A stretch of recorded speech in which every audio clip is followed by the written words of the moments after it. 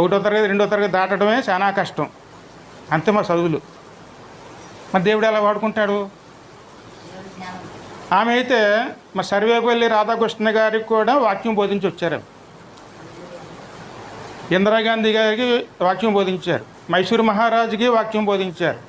7 మహారాజులకి వాక్యం బోధించారు. 60 దేశాలకి దేవుడు తిప్పారు. అనేక చోట్లకి తీసుకెళ్ళారు. అద్భుత కార్యాలు జరిగి బైబిల్లో ఉన్నటువంటి అనేక అద్భుతాలు ఆమె జీవితంలో ఉంటాయి.